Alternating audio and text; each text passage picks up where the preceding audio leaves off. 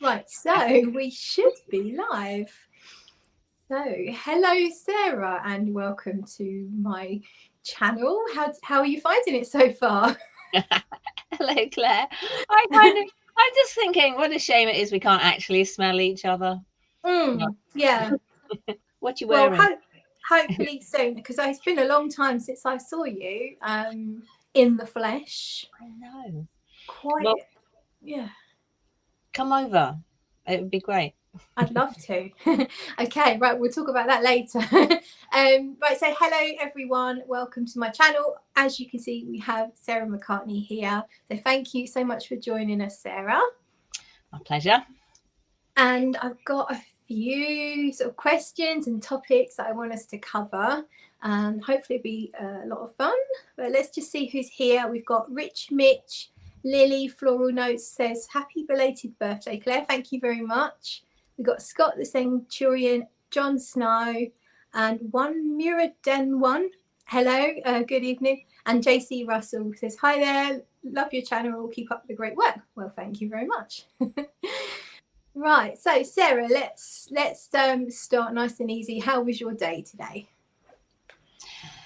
It was good. I was at the studio. I made a film about leather materials today, and another one to attempt to get some funding for a project that I'm doing. But I was at a full day workshop yesterday. I was making fragrances with a design agency, and there wasn't very much of my brain left. So I was kind of pottering around doing admin. I made a leather accord, but yeah, it was all right. How was yours? Yeah, not bad, thank you. I worked last night, so I slept till about 1:30 today, and then I went out on the paddle board. Went out on the lake and had a couple of hours just until the sunset. And of course, it was freezing when I got off. And my left foot, I just couldn't get it to liven up. It was like half dead for ages. It's so numb. But it was nice. It was really relaxing, beautifully sort of calm. Is the weather like the same where you are at the moment? Yeah, Fairly nice. I was expecting it to bucket down today as usual, but it's been sunny and quite nice, not too windy, Yeah. Complain, not too freezing. I'm always cold. Oh yeah, So, yeah. I know what you mean. I'm layers. Yeah, I couldn't get warm when I went to bed this morning. It's like 6:30, 7 o'clock, and I've still got my summer duvet, but sometimes I don't have the winter duvet all year round. But I was freezing in bed. I just could not get warm. I had to go and get a blanket. I have 3 duvets. Do you? Yeah, I was on just 2 for but most of September. But a couple of nights ago, I had to get the 3rd one out. Wow. So I sleep under, it weighs me down. I love it. Yeah, I'm gonna have to get my winter duvet out, I think. But right, where's me questions? I think I've left my question. I've got a whole load of questions and I've left them on the table. So I know one question, I already know the answer. But I'd love you to talk everyone through how 4160 Tuesdays came about. And I'm just going to grab my notebook. Okay, get your notes. All right. 4,160 Tuesdays. I registered the domain name at the same time as sarahmccartney.com.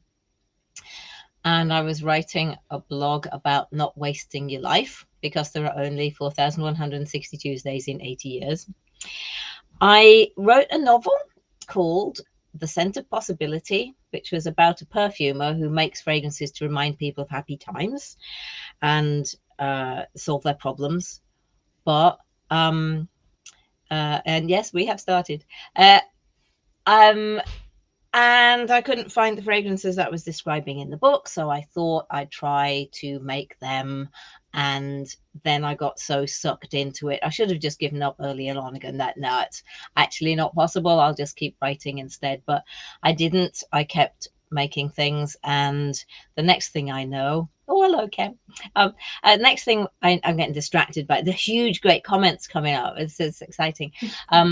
Yeah, I just kept going. So I had to find out how to make perfumes legal and how to ship them, and all those things that you need to do, not just how to make them. But yep, and here we are 11 years later. Okay, so there's quite a large part I think that's relevant as well, is you worked for Lush, and you wrote for them for quite a few years, wasn't it? 14 years I wrote the Lush Times. Yeah, I wrote something. I did a degree, and one of the papers I wrote was about retail, the future of retail. And this was just when Tinternet was starting. This is 1996, 5, 6, and I was one of the first people on the internet in the UK. So I met Mark Constantine because when I'd been at the Guardian, he'd invented a product for me for Valentine's Day. Anyway, there you go. So he's the only retailer I knew. So I interviewed him, and I wrote this paper about what I thought, looking at the future of retail, how the internet might affect it before most people had even noticed. And thinking of that now, will anyone ever shop online? That was a question. And so that enabled him to get his funding to open more shops. So he just rang up and said, do you want a job? And I said, yeah, all right.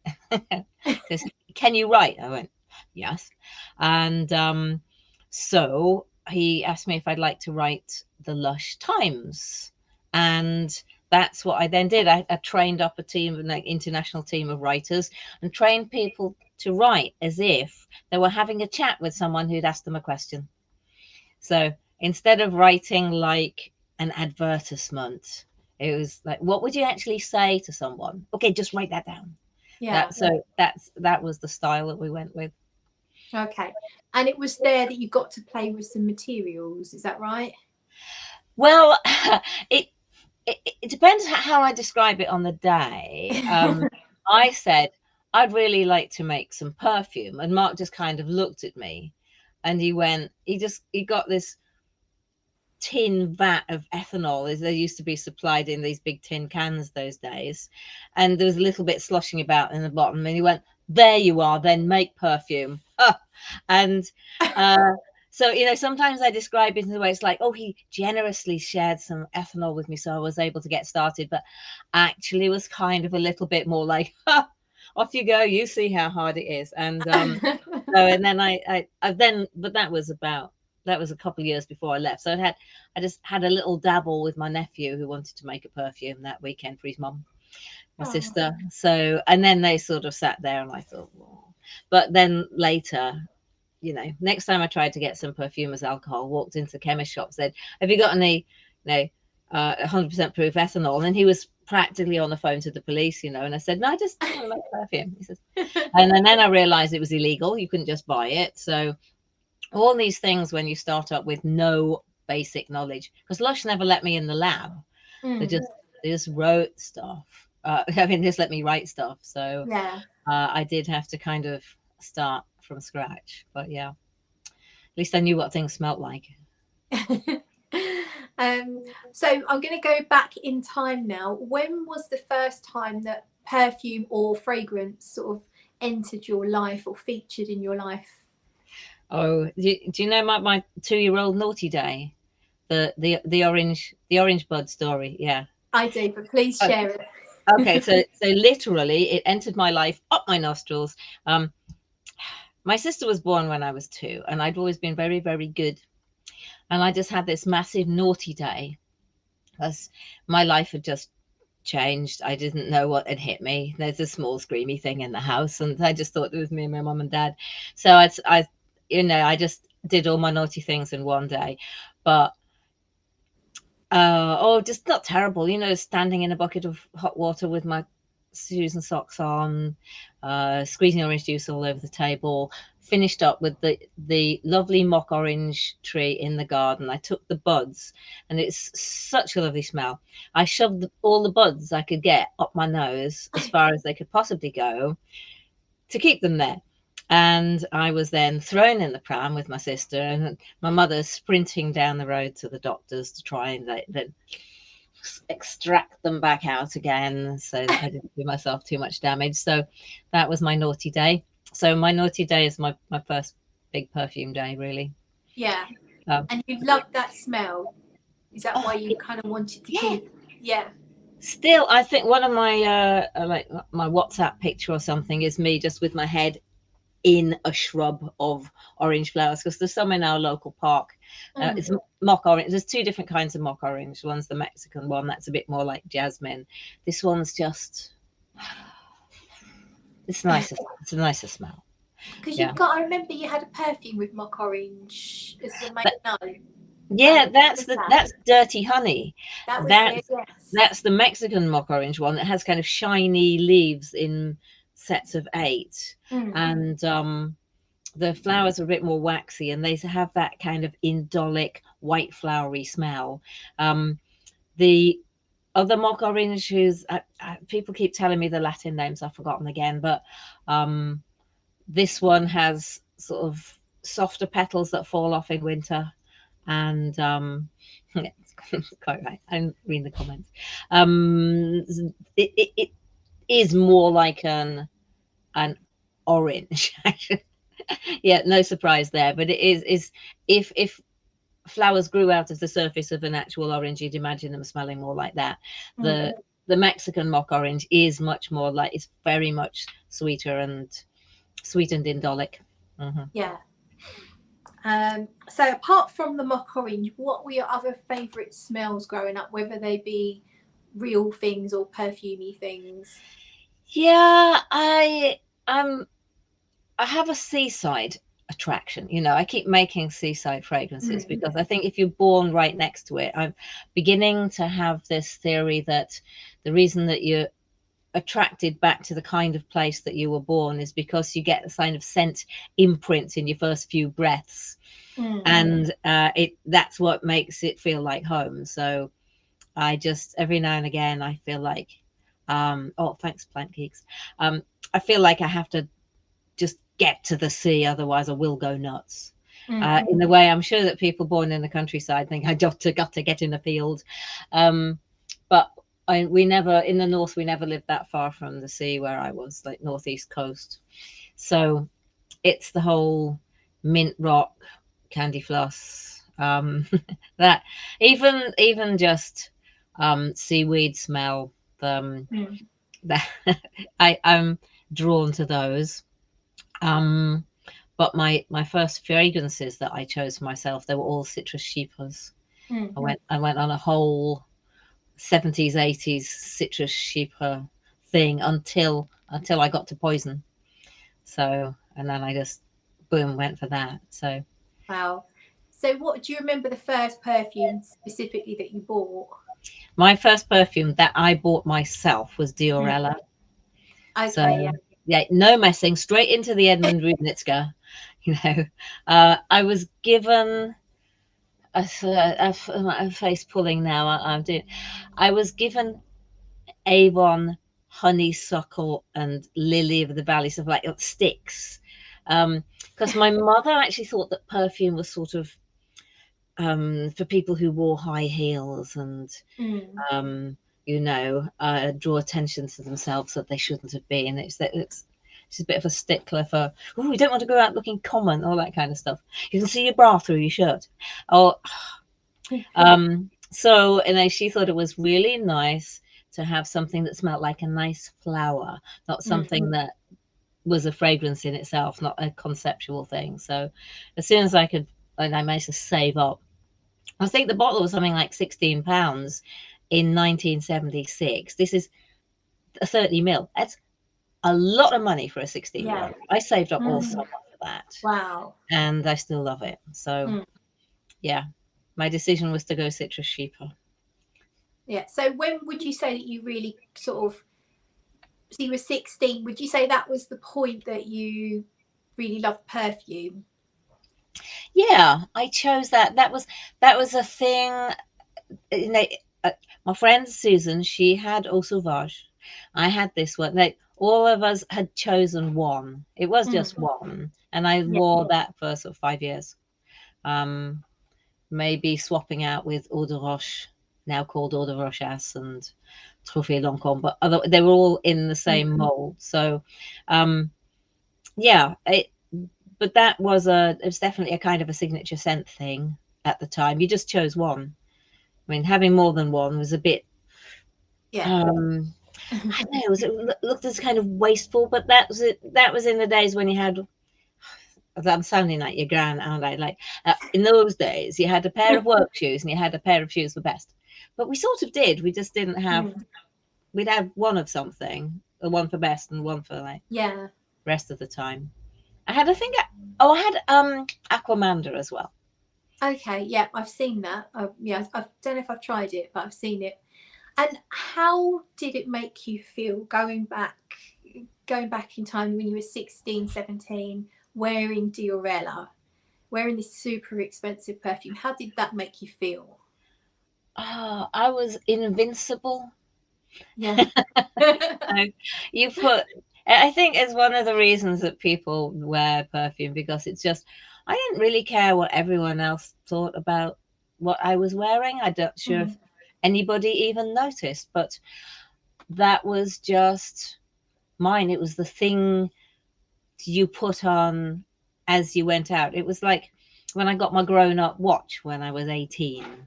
And I proper wind, it wasn't a kid's watch anymore. I got a grown up watch, my grown up perfume. It's like, and I had like a pair of cowboy boots and a cape. It's just like, I goodness knows what I look like. I know that me and my sister used to, and I used to embroider like flowers on Victorian petticoats and wear them. So me and my sister, we had this look. My gran would scrounge around that not shop at jumble sales for just really old, interesting Victorian clothes, and we'd wear layers of Victorian petticoats and cheesecloth shirts and like do the whole.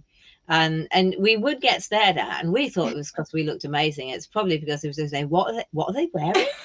But you know that the Diorella was all part of that kind of, let's go out and be really unusual. Oh, brilliant. Right, let's see. I'm agreeing with comments here. Yeah. Next question. So let's talk about, so what I like about you is you really cut through the nonsense and you tell it like it is.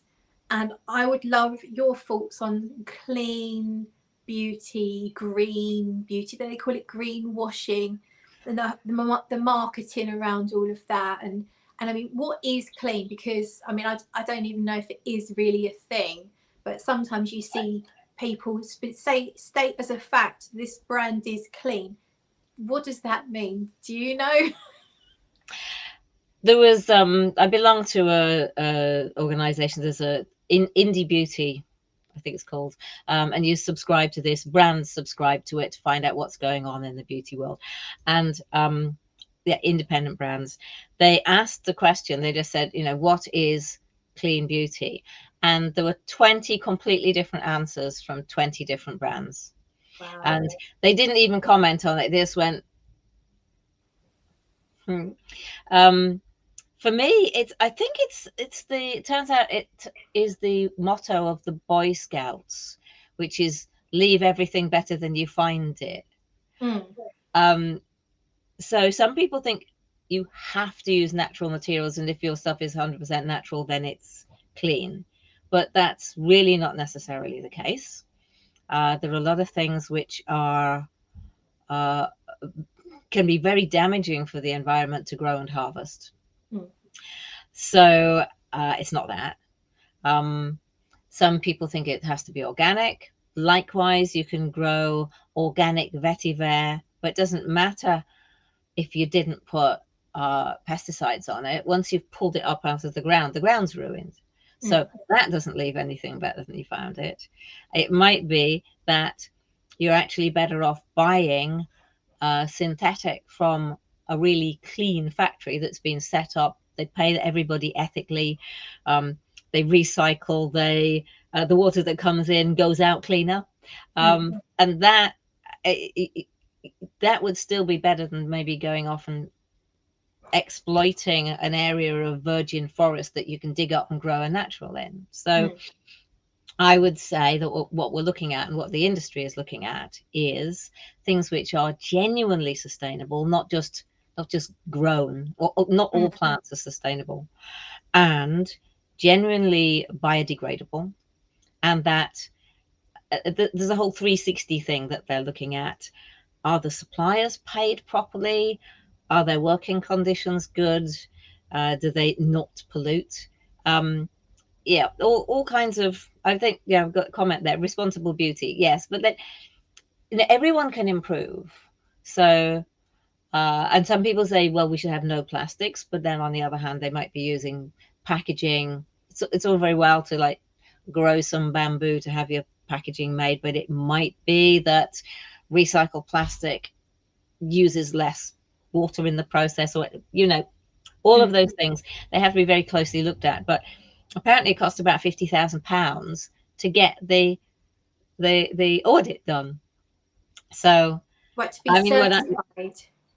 It's what, sorry? What, to be certified? Well, yeah, to have somebody go through. I mean, there are certain tick boxes you can tick to get certain rubber stamps to say, oh yeah, I've got that one. I'm, you know, you got a nice green leaf on it or something, because you. I mean, ours are at least 80% usually organic grain alcohol.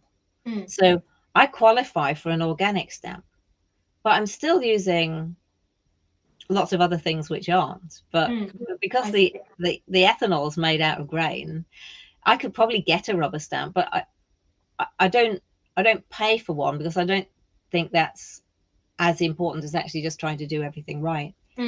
Yeah. But you might have beautiful natural ingredients in your pot, but you've sourced it from somewhere in China that's using really dodgy labor conditions or similar, that nobody investigates that bit. Yeah. They just yeah, it's always more difficult than you think, and it's always more complicated than you think, and nobody's really got time to explain all that in a packet, so they'll just go green, clean. Yeah.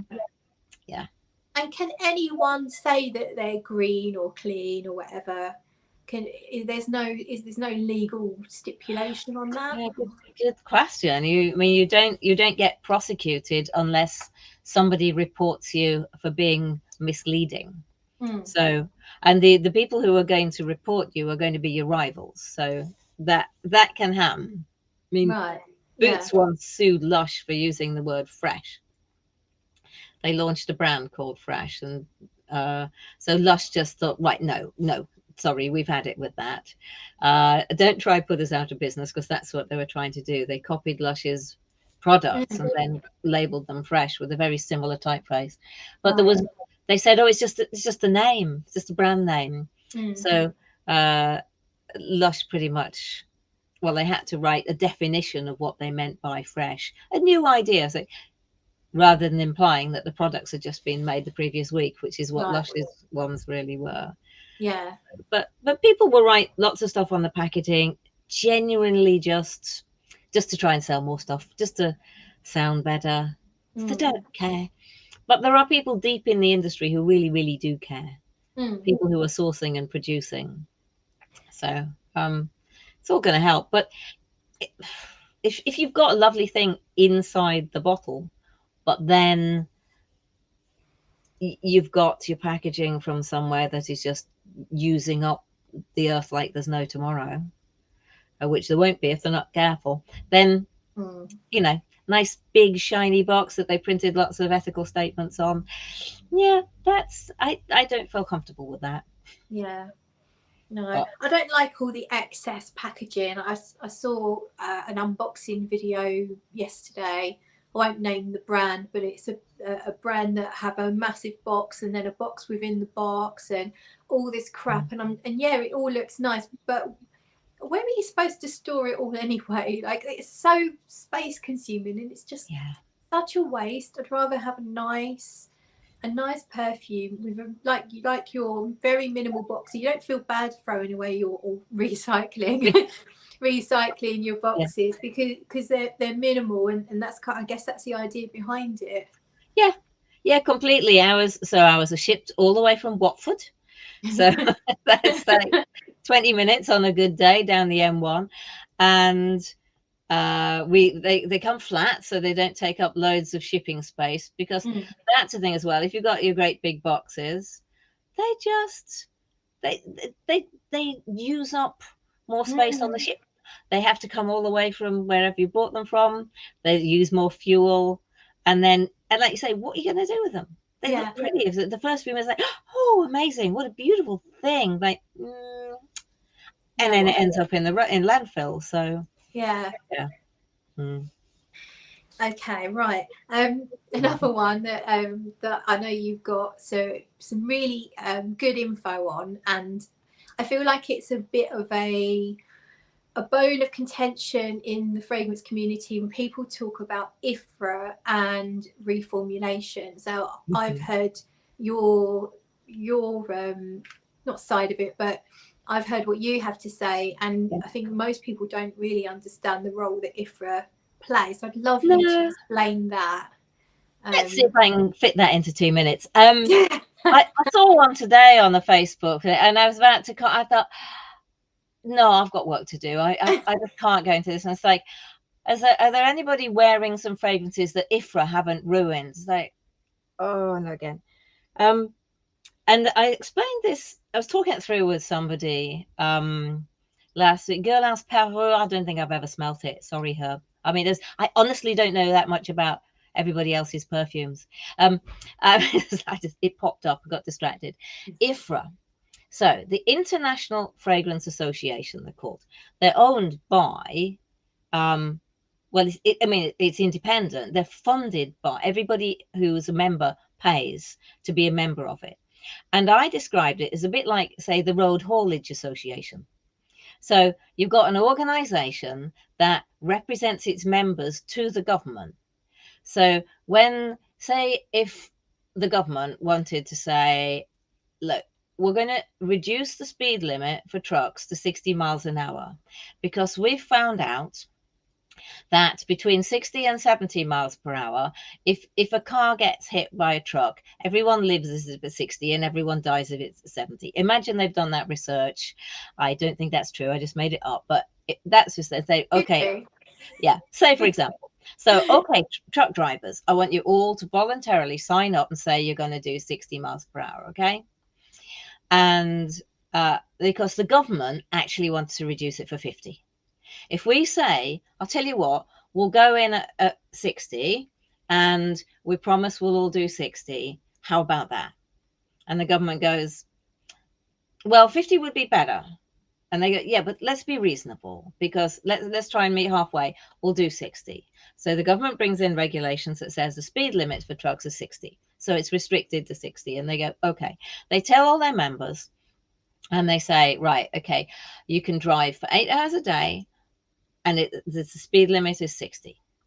And then Billy, who has a van, says, well, I still want to do 16 hours a day and I'm going to do 70 and I don't care. And they go, oh, look, do you not really, we've done all this negotiation. If we don't agree to 60, you're just going to be stopped from driving completely. But still, Billy with the van is going to go, nah, I'm going to do what I want. I don't want people telling me what to do. I want to do. Okay. So, Billy who drives the van it's kind of the equivalent of well, I don't care. I'm going to use as much jasmine as I say. You can't tell me I can only put 0.6% of jasmine in my finished fragrance. I want to be free. Like, but yeah, but if we don't follow these rules, the dermatologists who actually campaigning, I guess, is a dermatologist win. The dermatologists are the ones who are trying to get everything stopped. It's not IFRA. It's dermatologists who see people every day whose skin's in a bit of a mess, sometimes because they've used perfume. And so if that's all you see all day, every day, they're the ones who get onto the committees to set the regulations. The regulators go, okay, well, I see your point. 1 in 500 people are getting this happening to them. That's a lot of people. Okay, we're going to reduce the limit. If we go back and go, hang on a second, we've got evidence that it's not that, it's actually this, that they put it in. And then so they backwards and forwards. and eventually there are regulations agreed. But they're only agreed because the dermatologists have evidence that these things are damaging to the skin or that they're carcinogenic. Lots of things. People think it's like, oh, they just cause a rash. The other materials, especially naturals, carcinogenic, reprotoxins, basil essential oil, for example. My favorite, white cedar essential oil. Does it sound lovely? Neurotoxin. It's got thujone in it. It's a natural neurotoxin. It literally does your head in. So you can use white cedar, but just a small amount so that it doesn't do damage. So, and IFRA is acting on behalf of all the fragrance makers, going up to the governments and saying, oh, look, don't stop us doing this. How about we just take it to that level and then don't ban it? And so it's constant negotiation with IFRA trying to defend the industry. So every now and again, something will get restricted, and it's not the same as banned. Restricted is doing 60 miles an hour instead of 70. It's not that you're not allowed to drive down the road at all. So, but usually it doesn't make that much difference. And usually when things are reformulated, it's because of fashion. That, you know, all Chypres went horribly out of fashion. People just don't buy them, except, you know, the few fans. Actually, if you put 1% oak moss in your formula and dilute it down to 0.1, it smells really, really, really oak mossy. There's absolutely no need for, like, so the fuss about oak moss going, oak moss is not gone. People just stopped selling Chypres because nobody bought them. I mean, Miss Dior got reformulated, so you got the original into the new Miss Dior because Miss Dior was just didn't deserve its place on the shelf. But then it's so much easier for people in the shop to go, oh, they had to reform. It got banned. It was all, if you know, like, no, not enough people buying it. It wasn't a commercial thing anymore. It had to disappear. So that's one reason. There's fashion, and you know, press like new stuff. Consumers, you know, we like new stuff. The shops love new stuff. So they just look around, think, oh, look, what are we going to dump? What has to go? That one's not selling. Get rid of it. And it's usually commercial reasons that things are discontinued or reformulated because they just don't, you know, they're too expensive. And that's another thing. Imagine if I was buying Diorella these days, there I was paying £16 for it in 1976. The equivalent now, what can you get for £16 in those days? I mean, you could practically buy a house. You know, it'd be £1,000 a bottle. Wow. So, you know, you scale up to what you could buy. You know, what was a Mars bar, Toppens or something. It's by a scale of tens or hundreds. That's how much Diorella used to cost. And these days, it's about £120 or something. So they have been reformulated for reasons of money most of the time, money and sales. Yeah. So, and then now, yeah, as we're getting Chypres mentioned, there are plenty of us little guys making some really, really steep Chypres that you can enjoy. Diorella, in fact, didn't ever have any oak moss in it. It was made with veramoss. So one of the finest Chypres of all time didn't have any oak moss in anyway. So, you know, get over yourselves. So there's not, you know, I mean, it is a nuisance if suddenly I'm having to look at the amount of cedar wood in some things because there's cedrine is in all the cedar woods. It's in lots of it's in sandalwoods as well, and lang these natural chemicals. Good old nature. It turns out that cedrine is just not nice to people. So yeah, I might have to just jiggle some things around a bit, but it won't ruin them. Yeah. And so just to touch on oak moss, a lot of people say, oh, oak moss is banned, and I see that a lot, but it's only it's restricted. That's all, isn't it? Yeah, banned is you can't drive down this street. Restricted is you can drive down this street, but you have to do 20 miles an hour. You know, we can use oak moss because, see, the proposal came out from the EU. They proposed to ban oak moss. So IFRA spent a lot of time negotiating with them, saying, well, the thing with oak moss that's the problem is these two chemicals in it, natural chemicals, atronol and chloroatronol, they're the ones doing the harm. How about if we remove the atronol and chloroatronol? So there's an extra distillation process. Take those things out. They don't smell. So what's the problem? So now the oak moss, it does cost more because it has to go through this extra process, but we can keep the oak moss. And it's restricted to the same amount as it was in about 1980. So so it's 0.1% in a finished fragrance, which doesn't sound a lot, but it really is, because it's really intense stuff. So I just think people don't know the difference between banned and restricted. Yeah. So it's been restricted for as long as almost anyone can remember. But now the thing is, it's safe. So the next step is going to be for IFRA to go back and say, well, now we've tried this new one, and now, you know, we've taken out the bad stuff. Can we have a bit more in it again, please? So that's probably going to happen. Fingers crossed. Because they do revise things back up again. Yeah. No, the regulators don't always take it down, because IFRA is constantly putting the case on behalf of everyone who makes perfume, even if, whether they like IFRA or not, on behalf of everyone who makes perfume. IFRA is arguing, look, we've got this proof now. Can we do this? Can we get it back up there? So, yeah. See, if I was IFRA and IFRA was a person, I'd be quite upset with the way that people talk about me, knowing that I'm actually fighting the case for them. It's like, I know. It seemed very unfair.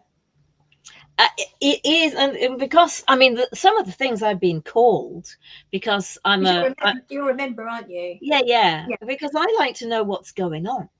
And if you join, you get all the information. It's all information that's available anyway on, you know, from like health and safety executive and the latest things. But what if the organization, I mean, there's only like 3 people, I think, in the UK office. It's not some massive mega core, but their job is to funnel all the information that we need to us as soon as it comes up, so that we can keep track. And then everyone can, if somebody's proposing banning something, say, oh, nobody's using this, the people who do go, oh, no, we use it and it's fine. Can we just keep that one? Don't remove that, thanks.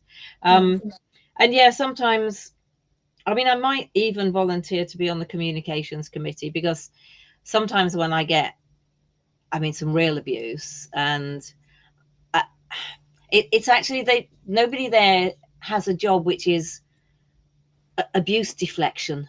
So sometimes I take it, I get my shields out and I go, right, I'm going in.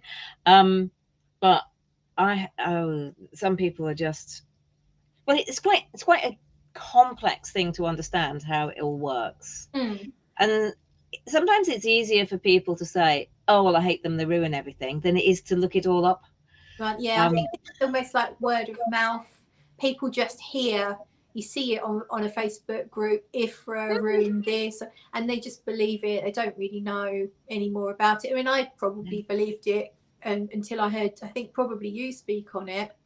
And I got a bit more of an understanding. But I think, it's good that there are people like you out there sort of spreading the word a little bit. Yeah, I mean, there are some. One of my good friends who makes perfume as a hobby. She had what's the problem with vintage fragrances are marvelous, isn't it? And she suddenly, until her arm went pink, and she went, oh, that's why. That's probably restricted because of that's that. I mean, yeah, and it's fine. You know, everybody's fine with wearing all the wildest things, and they've tinctured their own mushrooms, and until someone they know turns scarlet, and then suddenly it's like, oh, right, yeah, I see what you mean. And that's why the dermatologists are so keen about it, because every single hour of every single day, that's what they're seeing. So you can understand their case. But yeah, I should answer the favorite sheeper that I've made. My favorite is Court of Ravens. I think Court of Ravens for winter, and Meet Me on the Corner for summer. Oh, I've actually got Court of Ravens. Ooh. Here. Yeah, good. I think I think from memory that I didn't like it, but has it got cumin in it? Is this the one that's No, did I put oh, there you say that. I didn't think I put it in. Oh, maybe I did. might not be this. I'm not getting it at the moment. I am so hopeless at remembering what I've actually put in my own fragrances. You know, I do say that if anybody ever kidnapped me to try and make perfume, they'd have to kidnap me with my formula book as well. But I mean, I could make some new ones. They said, right, immediately make me a batch of this. I go, oh no. So, but yeah, Meet Me on the Corner was my one I made for me. You know, it's like my precious. I went in the style of the 70s and 80s citrus sheepers, but Court of Ravens, it's a deep rose patchouli velvety thing. But now you mentioned cumin, I wonder if I did peppermint and lavender and grapefruit, tiny amounts of for the glints on the raven's wings. Sometimes I don't come over the slightest bit romantic about this stuff. I go like I'm such a nerd, but every now and again I go all like flights of fancy witchiness, and I'd love a pet raven. Yeah, you do. You like I had Liz Moore's on the channel a few weeks ago. Oh yeah. And although you two are completely different personalities, but you both have that kind of like witchy thing going on. Yeah. She's got a black bird. I've forgotten what she had a jackdaw, I think. Did she have a jackdaw? Yeah, that's it. She obviously got an owl. She's got a jackdaw. Yeah. She's got a lot of familiars. I've got my foxes. Yes, yeah. Yeah. Literally, yeah. In the garden. Yeah, there's we actually have a kind of witchy test for people who come to work with us. And people can tell if they've passed, and then they can tell if they don't. But I might not tell you what it is, just in case, you know. People come to work for me and like no, but it's a weird thing. Like if we're putting the caps on samples and somebody takes a handful of pumps and a handful of the vials, and then puts some tray, and at the end they've matched perfectly, and they go, oh, isn't that funny? I've got exactly the same amount of pumps as things. Like, you've passed. And if it happens a few times, like somebody grabs a pile of envelopes and a pile of cards, like, oh look, I've got the same number. It's like, but I think there's a spell on the big black door at our place as well. You're not allowed in unless you're actually really nice. It repels people otherwise. Is that on your studio? Yeah. It's the new place. I say new. We've been there 3 years now, but it used to be a builder's yard behind a Victorian house that belonged to the builder. So it has this big black door, big enough to get a horse and cart through. Yeah. Only one side opens now, but it's very funny because you look like a hobbit when you're next to it, because the handle's about here and the letterbox is there because it's massive. Yeah.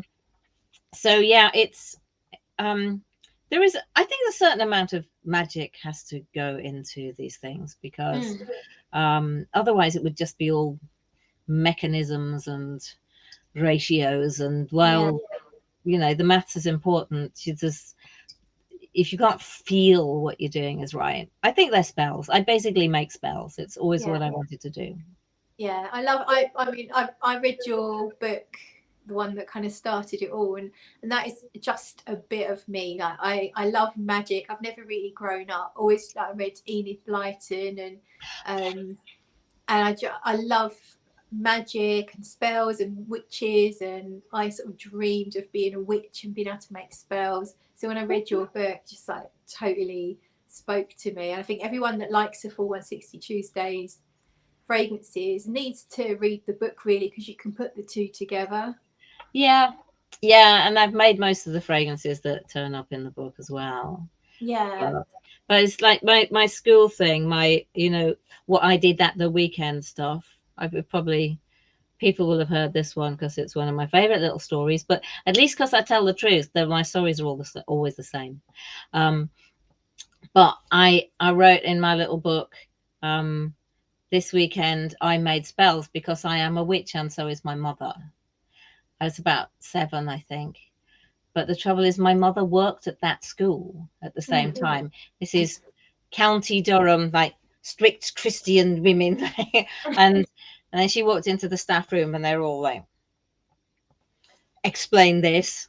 And she says she's got a very good imagination, because they thought I was actually saying that my mother was a witch. I mean, I think all our family have a bit of that, but magic occurs.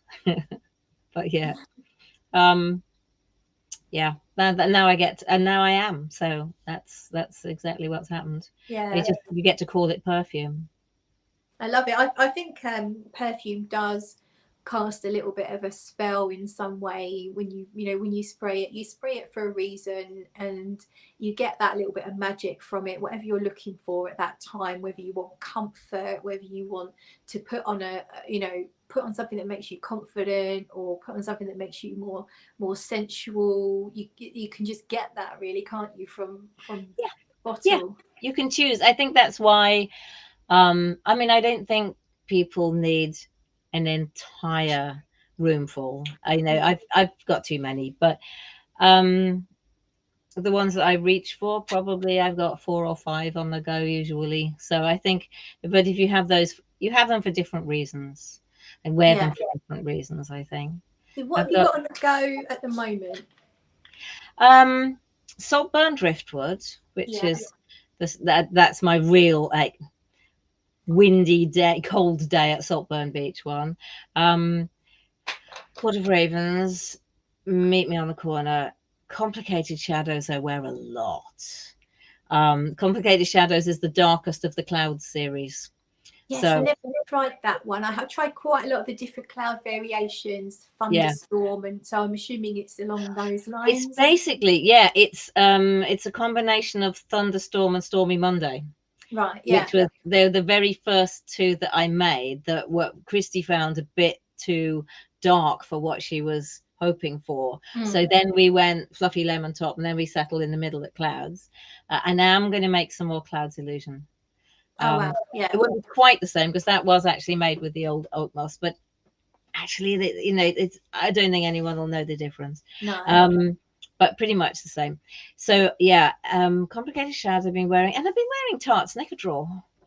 Just it's around, and it's it's a floral amber, and it's kind of classic, as close as I ever get to classic. That's going to be it. I tend to be wearing whatever I've made most recently, but yeah, I've got some I must unleash. I've been making things, but I've just been too busy to let them out. I've really got to get organized. Exciting. You've always got a lot. You've always got so much going on. I don't know how you manage your time. It's like you should see my house, so I just like no. Yeah, sorry. Do you delegate? And how many people in your team? Full time, we've got Nick, my husband, who left the Heritage Lottery Fund about 4 years ago now, so he's been here, and Amy Hunter, who is just total hero. So that's it full time. I've got John. Now John is a legend. He joined my Patreon, started learning, and I said one day, it's just getting so busy, I don't know how I'm going to keep up. And John just wrote and he said, I'll come over and help. And he can only work a certain number of hours a month because he's main carer for his nan. But he comes up from Croydon and helps out. I had 2 people across summer. I had the wonderful Alexandre Chara. I saw him in that video that's on YouTube. Yeah. Videos when he has hair and videos when he shaved it all off. It's quite remarkable. But he was an absolute hero, but he's had to go back to France and back to university. And I mean, technically Harry Sherwood's still on the payroll, but I didn't see him that much now he's got his own studio. And then we had another intern. When I say intern, I just pay them London living wage, properly.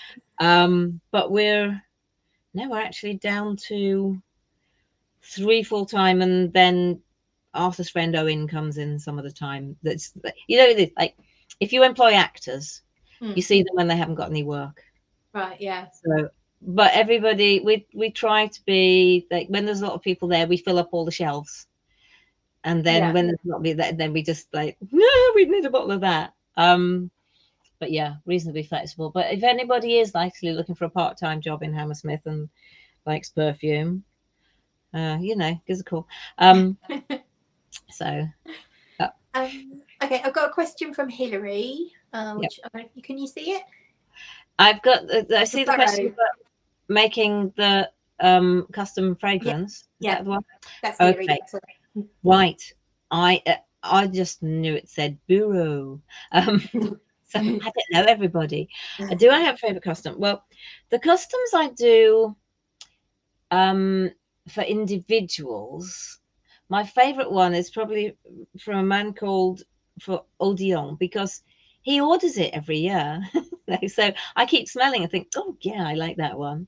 I'm customizing at the moment. I'm doing that kind of secret thing through the Facebook group where people can pick a fragrance and I will add something extra to it as long as it's safe and I know them and they're not allergic to anything. It's actually legal. But well, when I make the custom ones, I'm happy when the people who wanted them are happy. But some people have actually come in, smelled everything I own, and still left with just a blend of ISOE, Super, and Hedione because they wanted something extraordinarily light that hardly anybody notices is there. And if they're happy, then I love it. And somebody had rose and musk, and that was it.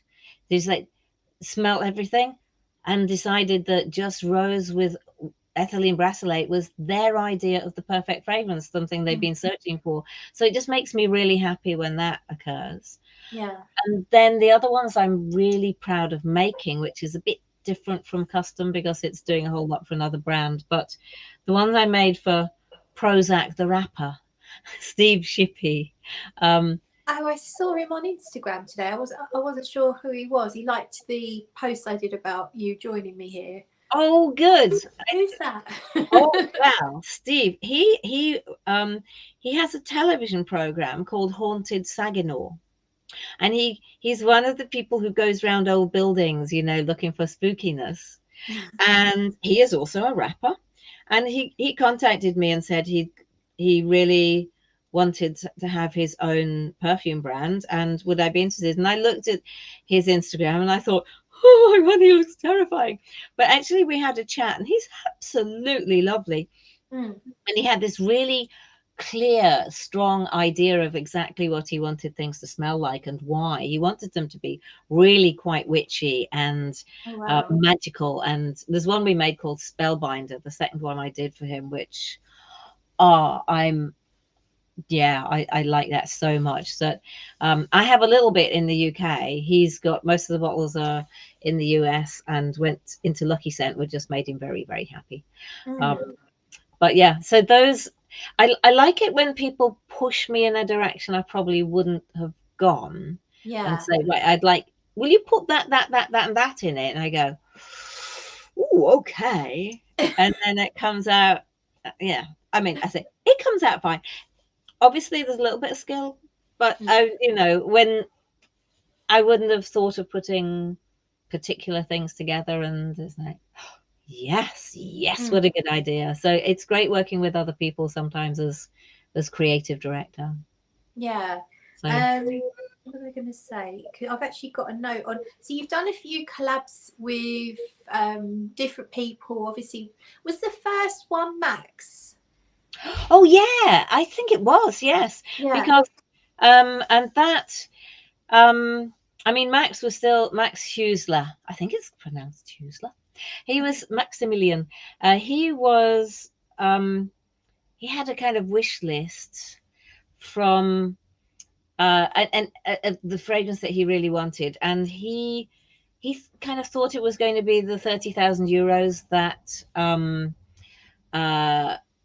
Gourmands charge. And I wanted to do my 7 crowdfunded ones, the Crimes of Passion. So I got Inevitable Crimes of Passion. I did Dirty Honey, and I wanted to do a rose, kind of just prove myself as a perfumer almost, like.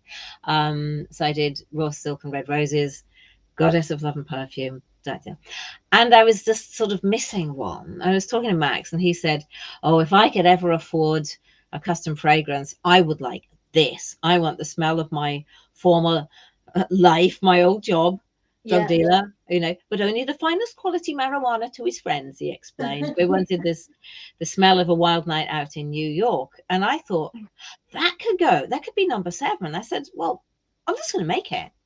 Is it all right if I just make it and then sell? And I'll send you the load. So, I mean, if somebody says to me, can we do a collaboration? I think it's going to be me making a perfume, and it's going to take a year. It's going to be a big thing. It took me ages to realize what they meant was, can I have a free thing and I'll take a photograph? You know, because where I started off with collaborations, like, you know, 6-month, year-long project. So, yeah, I made that and I sent it over, and I had to imagine a wild night out in New York in 2003 because I haven't done one. And he smell of prostitutes. Yeah, cheap hookers. He said first of all. He changed it to high class escorts later, but he started off. He wanted marijuana cigars, rum cocktails, cheap hookers, blackout and regret. So I was like, how could I refuse that? And so, I mean, my cheap hookers accord was a synthetic musks and vanillin for sweet fake love. I was quite proud of that. But I sent it over and he said it was perfect. I say, witchy. That's he said it smelled like his Ferragamo jacket from 2003. But yeah, I mean, I just first met him online. He'd smelt the sexiest scent on the planet, and he was reviewing it, and I was saying, like, "This, you know, Sarah McCartney sent me this. Fuck, this is sexy." I went, "Well, everything, ooh, how lovely," you know. And so, yeah, we got on fine, and yeah, so that happened. And Lucky Scent pre-ordered 42 bottles, which is more things than I've ever sold in one go, almost, before or since, I think. Yeah. Which, I mean, it's so funny when people say, oh, we're doing this limited edition of our niche fragrance of 6,000. I'm thinking, 6,000? That's not a limited edition. That's a lifetime. So, yeah, 42. It's like, wow, this is amazing. Yeah, so that occurred. Yeah, maxed out. I mean, it sounds crazy, and it sounds like it would be not that easy to wear, but actually, it's really nice. Yeah, it smells. Sorry, I was going to say I used to think it was too dirty for me, but did you reduce the cumin in it? Yeah, I think I've got some now that's got the less amount of cumin. Yeah, there were 2 versions. No, the first 3 batches were quite cuminy. From 4 onwards, I reduced the amount of cumin by 2/3. And I have 1 bottle kept specially for our friend Lindsay, who liked it like that. So if anybody particularly wants the dirty version, then they can get it. But it smelled, even the old version smelled fabulous on Nick. He just sort of calmed it down. It smells like gentle woods. But I remember Tanya Aniki telling me that she wore it. She was on her way to work on the tube, and she said, I said to myself, somebody forgot to shower this morning. Oh, it's me. Because on her, that's what it smelled like. But then Amanda Beadle of Bedo, she told me she was wearing it at the opera one day, and a complete stranger just leaned over and said, I need to know what you're wearing. Wow. So, you know, and some people it smells great, on others the cumin got a bit carried away. So yeah, I admit I reformulated, but it was nothing to do with IFRA. It was to do with not making people smell like they hadn't gone home last night. And then going back to collabs, you did one with Kristen from Beauty Meow, which was a Jasmine Leather. Is that right? Yeah. And that was a tiny little thing, really. Yeah. That was to help raise money for her big cat rescue center. That's right. Yeah. So yeah, it was called Tiger. And so one day Francesca Bianchi called me in this mad panic and go, Sarah, I want to call her a fragrance tiger, but you already did it. And I said, mate, take it, have it. It was a very little one-off. That was a strange one. I can't decide if I like that one or not, but it was what was wanted, so I did it. Yeah, I'll be honest, I didn't really like it, but I didn't expect to because it had a leather note. But was there something that was almost like marigoldy about it? Was something sort of as in the gloves or the flowers? The smell of not the gloves. I don't know, something that was a little sour, or I can't really remember, but it was something that I couldn't really get on with. I blanked it, I'd forgotten about it until you mentioned it. Yeah, sometimes I look on Fragrantica and think, oh yeah, I did that. Yeah. I mean, I'm not related to Paul McCartney, but I think I make perfume at the speed at which he wrote songs. Some people just need to get stuff out there, and some people would rather spend a year. I mean, I spent 5 years thinking about some things, and then it just all burst out in one go. It's sort of like writing a poem. Some people change all the words one by one and go through it, and it takes a year. And some people just write it and it's finished.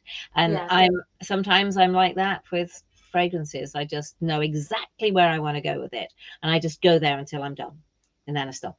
Yeah. So I don't go back and tweak and wonder if I ought to have done things differently, like life. Yeah, but I did, and the Christie's "Oh My Soul" was before that, though. Oh yes, yeah, of course, yeah. That was "Oh My Soul," and then you had after that was it "Wafts from the Loft" was after Kristin. That's more recent, wasn't it? Yeah, so "Oh My Soul" with "Oh My Soul" was Christie. Wafts, I think, because Wafts started just before lockdown, and then we had to post each other stuff all the time. Because they'd been to my place and I'd been to their place and a couple of times, and then neither of us can remember who actually, I think it was me, just said, would you ever think you'd like the sort of fragrance of the experience? And they were all, so we'd all been thinking about it, but neither of us sort of wanted to be the first to say, in case we got rejected. So that was a wonderful one to make. That's just Arthur was in today filming again, and he just went, that is the best. But yeah, there's some people really love that one. But so I still have a little bit left, but I can't make it again because I can't afford the oud I put in it, because it was a gift from someone who works for the King of Dubai and just has this thing that's hanging around, and I couldn't buy. I just poured it all in. So I hadn't paid for it. I couldn't afford it if I had. I wasn't going to wear it myself. They wanted it in there, so in it goes. Amazing, yeah. Yep. And then Pera, who I've got here, and I've also got on my hand. Well, there's all the clouds. Yeah. We did all clouds with "Oh My Soul." Yeah. So great aunt Pera was a real person. She was my great aunt. She had the most incredible adventurous life. She left school at 14. Her mother died, and then her father died, then our mother died, then our stepfather. It was just all awful. Wow. And so she actually was a laundry maid at Castle Howard, the one in Brideshead. So but she didn't much fancy being a laundry maid, so she hopped it down to London and trained to be a cook, and then she trained to be a secretary, and she ended up as cook and secretary to a woman called Lady Colebrook, who was the first member of the gentry ever to volunteer as a nurse during the First World War. It's just so there she was actually living just outside Grasse, and then Second World War started. She had to escape from France. She ended up running the factory that made the rivets for Spitfires. then when there were no more Spitfires because peace broke out, she went to Italy and ran a refugee camp. And generally, this woman was just amazing, and she was my great aunt. So I made a fragrance. Well, I wrote I wrote a story for Arthur and Owen's podcast, which is called At Your Peril, and it's sort of spooky stories, mild horror. So I wrote the story, and I recorded it as well, sitting in a funny little booth with a microphone. That's spinking hard work. I hadn't realized how much hard work reading something out is. But so you did that, and so the fragrance kind of goes with this story, which is a sort of a ghost story, because I'd had this long joke, because my great aunt Pyrrha is downstairs in my front room. Great aunt Pyrrha's ashes are in my house. Yeah. I'm supposed to take her to Eastbourne. They've been 25 years. This is. I'm quite fond of her. But I kept making a joke about whether I was going to tincture her and put her in a perfume. And I honestly haven't, but some people are actually convinced that I did and put her in this perfume. But I mean, it's a very, very, very intense sort of chypre, sort of amber, which we've nicknamed. Like I said to you, don't just sit on it for 2 years, because after 2 years, it's going to be magnificent. Right now, it's a little bit terrifying. But is it slightly less terrifying now? It's been a few months. I don't think it's terrifying. I think I initially thought it was just too green for me, and I know I said to you it's too oak mossy, but it's not necessarily oak moss. It's other green. You said it might be what was it? Cypriol, I think. Cypriol, yeah, Nagramotta. It's that's quite sort of intensely oody as well. That stuff. It's right. But it, because of Lady Colebrook and all the people she used to entertain, there's all the interesting people of the 1930s hanging about in the south of France. You had Maharajas, and you had the rulers of the North African countries popping across to France from Morocco and Algeria, and all just hanging around with each other. Everyone else who had a lot of money, and Aunt Pyrrha doing the cooking. So I wanted to incorporate everything, like things from class, but also things that would have been brought as gifts into that aroma. So Great Aunt Pyrrha in 1939, shortly before she had to escape from the invasion. So yeah, I have to say the dry down is really pretty, actually. So I've had this on my hand about 45 minutes or so, and I really do get a lovely iris, like a sweet sort of, almost like a fruitiness, as well as the fact that it's kind of like that chypre. Is there labdanum or something like that? All of them. Yeah, there's labdanum and styrax, sisters, like all the resins. Yeah, and there's as much oak moss as is allowed. Yeah. So as you said, so that's up to maximum amount oak moss, peak oak. So that is genuinely as oak mossy as you can get. So now you know, it's enough, isn't it? It's plenty. I usually notice oak moss much further down into a perfume, because I feel like it's like it doesn't show itself straight away, but then it can really become quite bombastic further on. And I used to think it was like a vetiver or something, until I smelt a few and I realized that the one thing in common with all of them that had this like rooty, grassy scent was oak moss. Actually, yeah, it's actually the oak moss. It is as if you tripped over in a slightly muddy forest and fell face down in the leaf mold. Yeah, I think that's what it's like. Yeah. It's I threw all the lovely things at it. I kind of enjoyed that one. I must remember to bear it more. Miti Attar. What was the Miti Attar? What is that? And that is an amazing attar from India, made still in really old big vats, or the traditional way that they've been doing it for hundreds of years.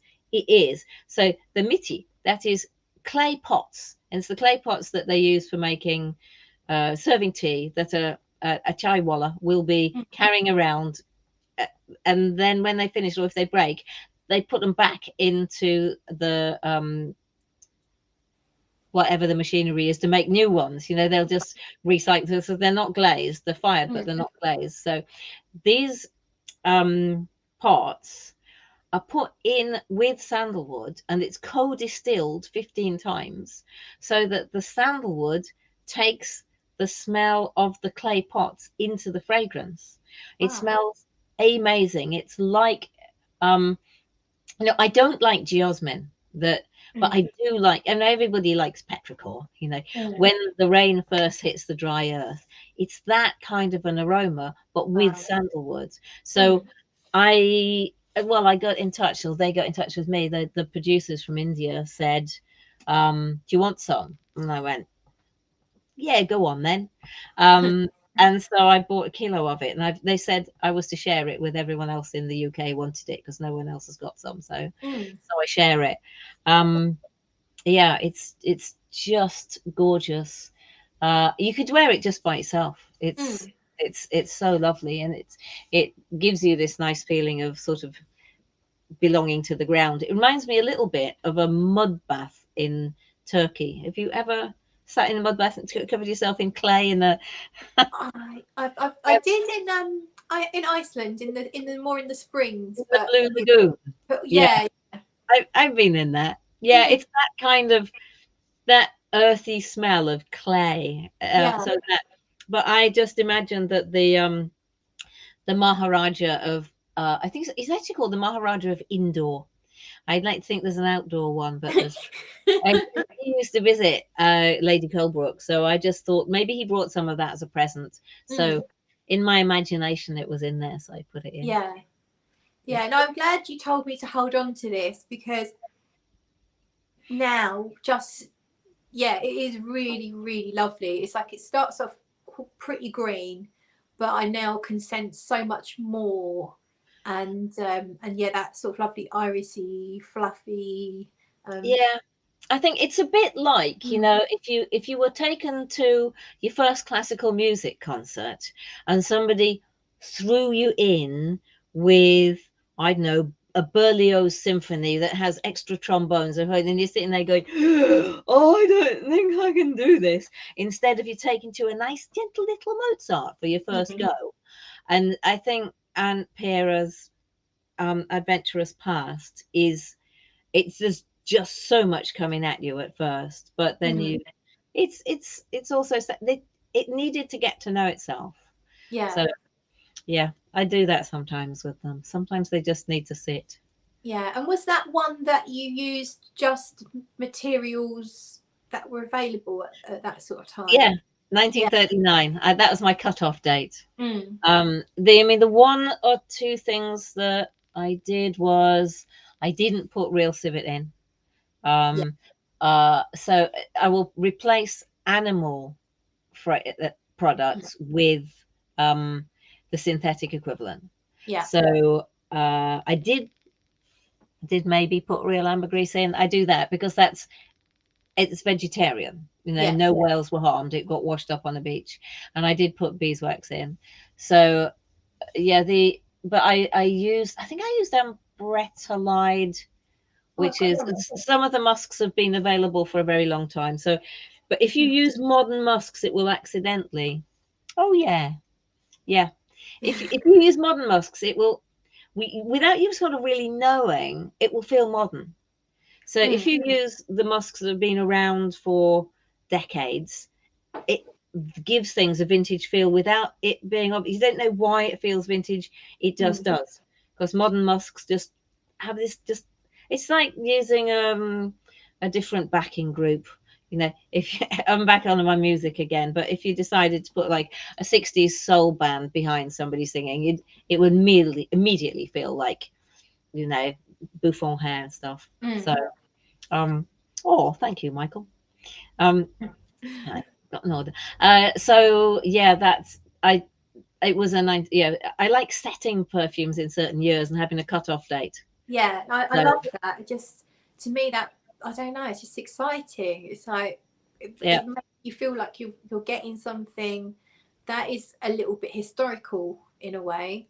Yeah, yeah. So I made a couple for a University of London once. Actually, yeah, that was another collaboration. The An Excess of Carelessness and Old Sport, cut-off date 1923, because this was for their Gatsby party at the Senate House. And lovely Tanya Anarchy, again, she smelt the two of them. And it was that time when Thierry Vassar had just joined Guerlain. He was working his way through all their past formulas. And she went, "Oh, are these some of the original Guerlains that Thierry Vassar's made?" And I'm like, "Yeah, no, I made them." But they're made very in that style, very much in the style of 1920s. So that's she recognized immediately that kind of feel to them. Yeah. And you can do that. So yeah. I should do some more. I should do some more collaborations. I should. I don't know. Yeah. Are we doing violets? Are we doing violets? Should we do violets? Well, have you got a plan? I have got an idea. Is that why I'm here? Have we got a plan? I have got a little idea which I might run by you. But yeah, it would have to have a bit of violet in it, wouldn't it? Of course it would. Yeah. Yeah. You're a lover of violet. I'm a lover of violet. And violet is the reason I discovered you and 4160 Tuesdays. Is it? Mm-hmm. And the reason why I got into niche perfume or it's everything started with you. Oh, I done. Yeah, Alice D. Park recently called me the fragrance fairy godmother. Because it was she was doing an Instagram live talking to different female perfumers. It must have been Women's Day or something. Oh no, not necessarily. Women are allowed to talk to each other on other days. But there was a thing, and so there was like maybe 6 brand owners, and Alice was saying, "How did you get into it?" And they were like, "Oh well, I went on Sarah's course," and she told them that, "Well, actually, I went on Sarah's course," and everybody in the group had been to like one of my courses, either started making or in order to learn how to set up a brand. And Alice just went, "You're the fragrance fairy godmother." Like, I will take that title. I think that'll put it on the cards. I think for us consumers, you could be like the drug dealer at the school gates. Try this one. Just try this one. Forget that other stuff. Just come over to the drugs. Yes. Yeah, but it could be worse, couldn't it? I mean, it's just perfume. Exactly. Yeah, it was your blog on the website about violet and iodine. That's what got me. So I was Googling because I knew that I liked the smell of violets, but I wasn't into perfume at the time. And I thought I might have a go at trying to get whatever it is that makes violet, just because I like the smell of it. And so I thought, can you get violet essential oil? And of course I Googled, and your blog came up pretty quickly. And then you talk about how you put violet or ionones in certain of your fragrances. And then I'm like, oh, look, you can get samples. And I didn't even know, indie perfume brands existed. I was kind of not that excited by what was in the designer realms. I only ever had 2 or 3 perfumes on the go at once because I just never used to find anything that exciting. So I got samples from you and that was it. And then, of course, I started talking about them on YouTube and researching and found Fragrantica, and the rest is history. So. What have I done? Oh, that's good. And then wasn't it funny when you wrote the Instagram post and they get all the other people commenting underneath, "Oh yeah, Sarah got me into perfume." Yeah. Look at all these people and all their collections. I'm thinking, just stay with me. I make lots of perfume. There's no need to spend it on everybody else's. But no, I am pleased, especially if people then go on to other indie brands as well. I tried to send so many people down to Angela Flanders. In fact, usually this comes up, doesn't it? Yes, yeah. but I I tried to sneak on almost every section, put an indie perfume into. There you go. There's Liz Moores. So that people could just widen their views a little bit. Yeah. Bonjour, bonsoir. So yeah, I'm. it's funny, people sort of talking about, oh, your rivals, you rival with the, and I don't feel like I'm a rival of Maya or Angela Flanders or Liz. I mean, it's like the indie, we're so small. Then we're not even a speck on the surface of L'Oreal. We're partners. And you know, Francesca and Dawn Spencer Hurwitz, who's practically my scent twin, I think. When we met, we just couldn't stop chatting. And so the idea that any of us are each other's rivals, like, no, the world is so big. The world of indie perfume is, there's so much space for us that, you know, if we started combating each other, then L'Oreal could just come and swat us all out of business. We gotta like together. I know I'll be the Mick Lynch of indie perfumery if we're not careful. Like, we'll stand together, sisters. Yeah. So. Well, I think the indie perfume consumer base is generally people like me and everyone in the chat who likes to support the indie brands and likes to have a collection of different things. So we're never going to say, well, if I buy a fragrance from Sarah, then I won't buy one from Nick Stewart. You know, if we buy the things that we like from all the different brands, so it's not really the same market, is it, as designer perfumes? No, I mean, I will overlap because, I mean, anything that Maurice Roussel makes that I can afford, I want. Yeah. I mean, the great thing is that some things that he makes are £30 and others are 300, like not so much, but I'm all over the Donna Karens. So if there's something that comes out, because he would be my fragrance hero, I think. He's sort of like, he's not exactly self-taught, and he's with one of the big ones, but he's a bit more of a maverick. But you know, anyone who can make Tocard and Dante Bras, you know. Oh look, a dirty musky violet. That's what we're making. It says here, a dirty musky violet. So yeah, I mean, I think that there are ones that stand out in the designers, and I was a big fan of all the Thierry Mugler's, really, just what they do, having the courage to do something completely different from everyone else and start a new trend. I don't know what will happen now. There's no Thierry, but yeah. Yeah. Right. What else was I going to say? That's what you say. You mentioned Tocard. So I've seen you mention that one before. Yeah. Are you still buying perfume here and there?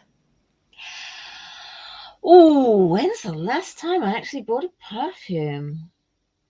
Oh, I say yes, but I'm trying to remember when I went out and last did.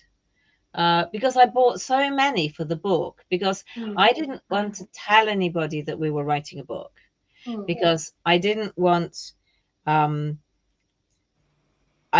didn't want people sending me free stuff with expectations.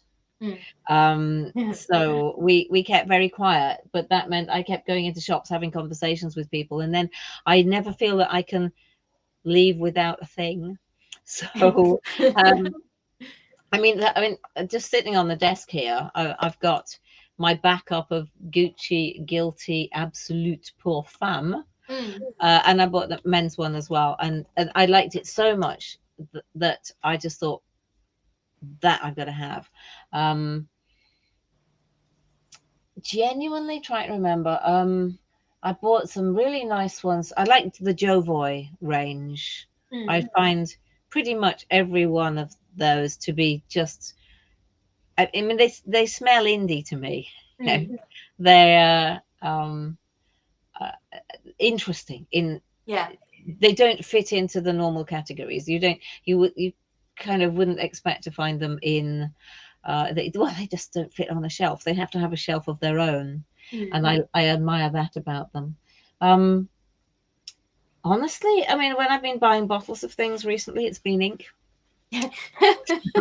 My other favorite thing, you know, like these is this is Provence lavender. This is, but it's ink.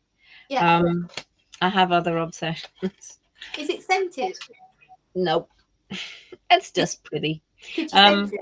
Could you put a little bit of perfume in there? Would it work? I am thinking, I'm considering it. Yeah. I would like to do an ink collaboration. I Yeah. really would. If I could deal with an ink manufacturer and do the scents for them, I would love to do that. That would be cool. Yeah. Yeah. Yeah. And that and make hats. I quite like to make hats. And and set up a bungee gym. You know. Right. When I win the all the things that I'm going to do when you're a yoga teacher, aren't you? Are you still doing that? I haven't done it since I had COVID, and that was March. So and I'd been teaching online for a long time, and I got to this point where I just felt that all my energy was disappearing into the nothingness of the internet, and I was getting nothing back from it. And so I decided I would just practice on my own a bit while we got over that particular international disaster. Since then, we just seem to have, there's just more international disasters seem to have landed on us. So I've not gone back to teaching yet. And partly because we're also down to 3 full-time staff. There's not that much time to take out. I don't rack in my brains to think what the last fragrance I bought was. This is terrible. Okay, don't worry. One of my friends. Sorry. What I was going to get you, if you're happy to talk about it, is your wedding fragrance. The one I wore. Yes. And how you got it. Oh yeah, well I wore Lipstick Rose. Yeah. And I met Ralph Schwieger recently, and I got to talk to him because he wasn't talking to anyone else. It was at the World Perfumery Congress. I think, that's Ralph Schwieger, and I was wearing my dress that said, I could be wrong, I could be right on it, and everybody wanted to talk to me. Even random people in the street just go, great dress. So I told him. And he said that quite a number of people have come up to him and said, I wore your fragrance on my wedding day. Oh, So Nick, I was working for Lush still at the time. We went to Paris, and Nick bought the Paris style guide, and the Frederic Malle shop was in there. So he took me there to just explore the place, and I had the guided tour through all of the fragrances. And I said, have you got anything with grapefruit and raspberry? And they said, yeah, we got this one. Like, it was just wonderful. So yeah, I got that. So that was your perfect wedding scent. Yes, Édition de Parfum Frédéric Malle. Yeah, it was. And yeah, since then I've met Monsieur Malle in his shop over there with Mark Constantine talking about things. That was a very uncomfortable atmosphere, I've got to say. Oh, really? Mark Constantine and Frédéric Malle are the two most different people in perfumery you can possibly imagine. Okay. Mark's he's wore his brightest Paul Smith shirt, and he's just taken up a lot of space, and Frédéric Malle's kind of all in grey and leaning against the wall and being almost invisible. And and he I'll tell you another time what Ralph Schwieger said to me about him. Okay. I can't say it here. Don't want to get yourself in trouble. Nope. No, well. I think I got confused. I was thinking of maybe your first wedding fragrance. Oh God, that one. Right. Okay, so I accidentally got married to the wrong person once, and that was Eau de Fleur de Cèdre. Yes. Oh, right. So when I went into Dickinson Jones and got sold to by someone we might all know for another reason now. Yes. Yeah. Okay. The Unforgettable. Right. 1990. Okay. We all make mistakes, right? Some bigger than others. I had a really nice dress, but anyway, I went to pick a wedding fragrance, and I was in Dickinson Jones, and I went to the Guerlain counter, and there was a person there with much theatricality, and this person tried me on a couple of things. I think he probably tried me on Mitsuko, asked what I liked, and I really did not like Mitsuko at all, and tried something else. I really did not like that at all. And then got out this, they disappeared underneath the counter, you know, popped back up again and said, try this one. And I absolutely loved it. And that was Eau de Fleur de Cèdre, which is a citrus sheeper. And so I took that and I wore that. And then 1994, so like 20 years later, there I was in the V&A at a perfume workshop, and there is the very same man presenting a perfume workshop and his new fragrance Diaghilev that he'd had produced for the Victoria and Albert Diaghilev exhibition. And sure enough, it's Roger Dove. And I hadn't realized that in the meantime he had transformed from head of sales at Guerlain and into the world's greatest perfumer.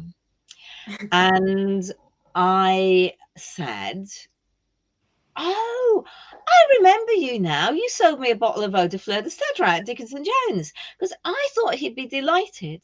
Do you not know? Did I not tell you this? No. Yeah, but it does make me laugh. No, exactly. It's so and for a moment it's kind of, there's this kind of flash of meh, and then it's like, oh, and do you still wear it? And I said, yeah, absolutely. It was a great decision. I said, I'm not still married, but I still wear the fragrance. But I think he thought that I'd done it on purpose, and I thought he'd be delighted that I remembered him after 20 years. And I didn't realize that he'd sort of had this whole, the reinvention of re-emerging back from Paris as master parfumer. And when I met him, he was still at Dickinson Jones. So, but such is life. And I thought he'd be delighted, and he wasn't. But what can you do? Yeah. So there you go. I mean, he's doing a lot better than I am. I'm sure he doesn't mind that, and I'm sure no one remembers. I think Joe Fairley was there in the audience for this thing as well. Actually, it was very interesting. So was it said on stage then, or sort of like in front of? Well, it was in a room of about 20 people. We'd all booked a little perfume workshop. It was just on the cusp of when I was starting to make things. Like I just left Lush, and I was just finishing off the novel, and I was dabbling a bit. I hadn't really got into making perfumes. I was working as a copywriter and writing trainer. So I thought, there were very much fewer perfume events then. Even just 12 years ago, there's not a lot going on. And then Odette Toilette started doing her lovely things, Lizzie, but there just wasn't much happening. So I thought I'd book everything. And so I went to this event, which is, we got to smell some interesting materials. But he did say there aren't any chemicals in my perfumes. Did he? Yeah. Okay. Yeah. Yeah. So that's something you hear a lot, isn't it, these days? It still is, but you used to hear it even more in those days. I think. I mean, I've heard it in French. I've heard it in New York. I've heard it in London. I've heard they do still, but but these days, thanks. It's all in the shirts. Very good. It's thanks to, I think, the molecule range. Geza Schön calling things molecules. I think chemicals sound a bit nasty, and molecules sound very cute. But they sound, they sound sweet, and but yeah. That's that. I don't mean to. I just say what what I'm like. I will open my mouth and the facts come out. That was in fact true. I just and I have a very good memory, not necessarily for what's in my own formulas, but for you don't forget Roger Dove, do you? That's the thing. He's very memorable. I remembered him. Yeah. I thought he'd be happy. On that, you mentioned molecules. So on that subject, perhaps we go back to the no nonsense stuff and talk just a little bit about synthetics versus naturals, because synthetics get such a bad deals sometimes, and even there are certain synthetics I really don't like when they're overdosed in fragrance. So I think sometimes I come across as a synthetic hater, which I'm definitely not, because I've listened to you talk about them. But if you could just talk a little bit on synthetic versus natural. Yeah, because it's not a clear cut. You know, it's not a that camp and this camp. The things overlap. So, I mean, I'm using a vanillin at the moment, which isn't made from vanilla, but it's technically natural, but it's made from pine trees. Right. So, if we talk about things, plus, you know, the bergamot that we use is made from bergamots, which are they're oranges, but the essential oil has to have the furocoumarins taken out because they are phototoxic. And if you put those on your skin, that stands a risk of skin cancer. So so that is natural, but it's had bits taken out using chemistry. You've got something like the new ambroxan HC, which is a molecule. It's grown from sugarcane, so it's kind of it's got it's sugarcane which has that aroma in it. I can't remember how exactly it works. It had it all explained to me, and there were fairies in the video and everything. It was marvelous, but I've forgotten. But it's and then clearwood is produced from yeast, so that's like a single patchouli molecule, and there are some marvelous things like that which are on the borders. So because people are demanding natural without necessarily wanting an explanation for how natural is natural. But some naturals are so incredibly dangerous. I mean, fig is banned. Fig Absolute was being banned since the 80s because it's so horrible on your skin. So anyone who's got a fig scent, that's all synthetic.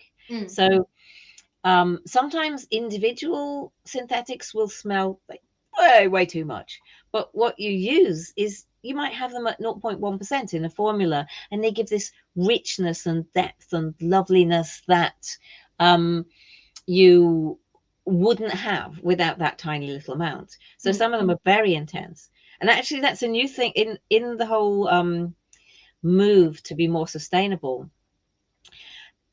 People are wanting to use more intense materials but less of them. So you actually use less resource in order to get an equally powerful smell. So when people are saying, oh, this is a great perfume, it's got 40% concentrate, it's like the other half of the industry is going, that's a waste.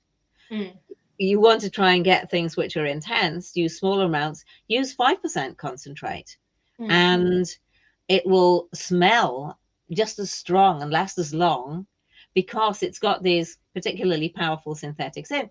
But if you smell them by themselves, you think, whoa, I don't want that. But I think it's sometimes like, you know, learning to cook. If somebody said, here, do you want, taste this flour? You're going to put that in your biscuits. And then we go, I'm not having that in my biscuit. But yet you couldn't make a biscuit without flour. So, and they're not necessarily cheaper either. I've just got this amazing osmanthus, upcycled osmanthus called Fleur de Cuir, leather flower. And so that's produced with a special extra treatment of the leftovers from osmanthus. So it's a new technique brought in by the chemical industry, but processing a natural, which it's still natural. But I mean, it's not really natural for 1,000 petals to leap into a vat and get the aroma extracted. You know, cardamom comes to me with all the danger warnings on, all the hazards. And if people saw the safety data sheets for naturals, they'd faint. So the cost is not necessarily, I mean, it's not cheap chemicals and expensive naturals. You know, the whole like, oh, the finest possible expensive naturals. You get orange for like £45 a kilo. Ambrox is £4.50. So, and the orange is lovely, but it's leftovers from the orange juice industry a lot of the time, so it's not expensive. Expense is not relevant. likewise, even with synthetics, the expense is not relevant. Some of them just cost lots more to make. Some of them are completely biodegradable and completely sustainable. Like Karma wood. I don't like a lot of Karma wood. It's too woody amber for me, but you don't need a lot. You need a little bit. So if you can use a tiny bit of Karma wood instead of a lot of Isoe Super, much better for the environment. Right, yeah. So, you know, none of these things are really simple and clear cut. But, you know, I was speaking to some designers yesterday, did a workshop, and they're briefed by marketing departments who just say, oh, put that it's clean on it, or put that. And some of them like the romance of, oh, this stimulates your senses. If somebody says something stimulates your senses, I go, what? It makes my hearing better? What? You know, I mean, that's it, meaninglessness. Because they don't know what actually to say, because they don't know what's in it. So they make stuff up. Yeah. But yeah, everything's complicated, but no industry is actually going to go out deliberately and try and harm its customers. Yeah, of course. No, I mean, these, yeah, I love it. Secret chemicals in it. It's like, oh. No, if we put the entire list on, then somebody else would just go straight out and copy it, and that'd be really annoying. So, you know, besides it's really boring. Also, most people will just read it and they don't know what those are. Plus, the naturals sound the same. When you use the Latin names, the naturals, they quite often sound exactly the same as chemical names anyway. No one can tell the difference. Yeah.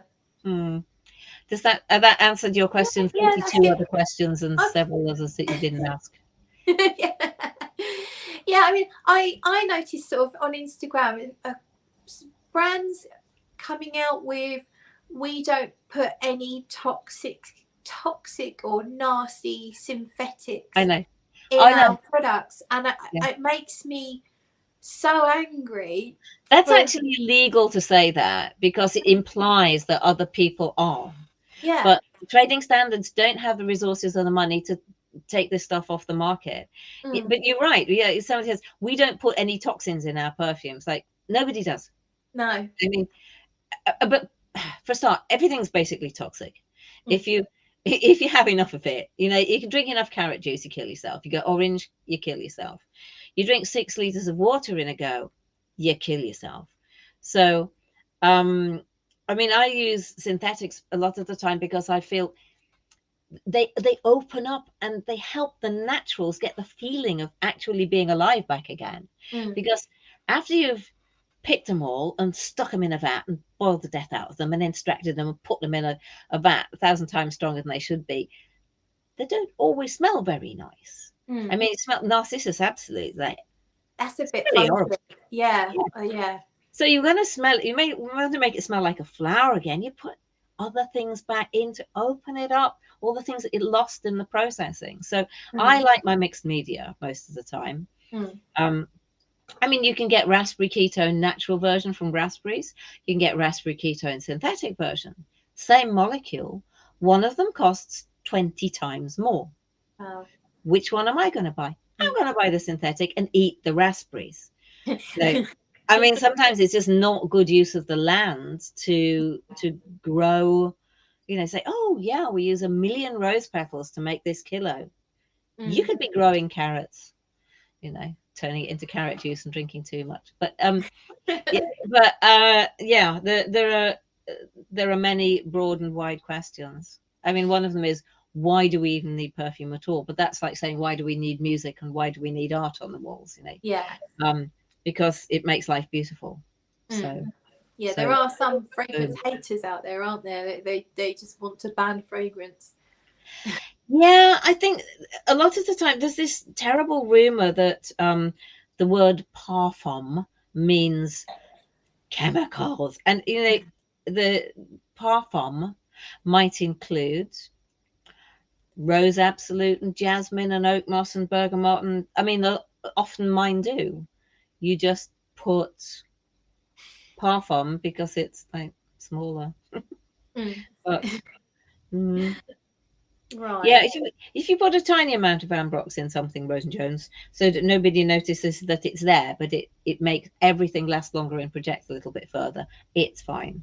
But you put tons in, yeah, you know, everything in moderation. Yeah, it does seem it's a bit of a trend, particularly in the mass market niche, to really overdose the amber max, the ambroxan, the woody, what I call the dry, woody, scratchy Yeah, arrangements. somebody called them super ambers, I think, last week. Mm. Yeah, I know the ones you mean. They just, um, I ran summer school this year, and one of my students came over from Switzerland, and he said that walking down King Street in Hammersmith, he said he was just like being assaulted from like all the young men. They're just all wearing the full on woody ambers. Yeah, It's definitely a thing. You know, the brown department in Boots. Yeah, maybe the trends change. Maybe they'll stop. yeah. Maybe they won't. I have a feeling things will maybe go in a different direction. I think people will start to get sick of it. I don't know, but We'll get right. them So so we're coming up to nearly 2 hours. I don't want to take you too long. So I've got a little quick fire round if you're ready. Yep. Hit So me. these are sort of questions, statements, and just throw a few words at it as your answer. Yep. Right, so here we go. Pet peeves in the fragrance world. The idiocy that you mentioned, free from parabens. Of course, you don't put parabens in perfume. It's a preservative. Alcohol's a preservative. You don't put parabens in. Brilliant. A fragrance writer you admire. Brooke Belden. Brooke, yeah. Yep, big girl. Who's apart from me? Who's your favourite YouTuber? Oh, it's the Wafts. The Wasp. I knew it would be. Apart from yourself, who's your favourite indie brand? Angela Flanders. Okay. What is the best designer fragrance? Paul Smith Rose. Okay. Pineapple on pizza. No. What's the best cake? Chocolate. Favourite place in the UK? Ooh. Scarborough. Scarborough. I don't think I've been. And finally, favourite thing to do? You can do anything. What would you do? Sit on a boat going somewhere. Any old boat? Big, little boat? Round an island in a sea warm enough to jump in. Nice. Okay. Love it. Right. I think we'll leave it there because I'm going to, I could talk to you forever. I could talk back. But I'm pretty sure our phones will die. And I'm sure you've got other things you need to be doing. I haven't had my tea yet. Have you not? Oh my God. No, I was a bit late home. Don't worry. I'm fine. It's good for me. Dinner's in the husband. No, husband is giggling, but husband is almost hysterical, starving at this point, I think. But yeah, right. Oh, bless him. He's waiting for you. I know, he's good. He's got a good shirt on. He's disappeared. No, he's off now. Is he going to come and say hello? I know. You're going to come and say hello? He's coming over. This is the great Randello. And you made this is the one. This is the actual Mr. Randall in his best flowery shirt. Hi, Claire. I love it. Hi, Nick. We like to put him inside. Look, we match. Brilliant. No. Yeah, my best employee. Oh, love it. Right. Thank you so much for coming on. I've absolutely loved it, and we'll definitely have to talk about maybe a potential violet thing. I feel a plot coming on. I'd be very happy. Yeah. Brilliant. Okay. All right. Well, thank you so much. Thank you, everyone in the chat. Sorry that I couldn't mention your comments, but hopefully I've highlighted the majority of them. And yeah, brilliant. Thank you, Sarah. Thanks for Bye, having me today. everyone. It's been lovely. Thanks a lot. See you. Bye. Bye. Bye bye.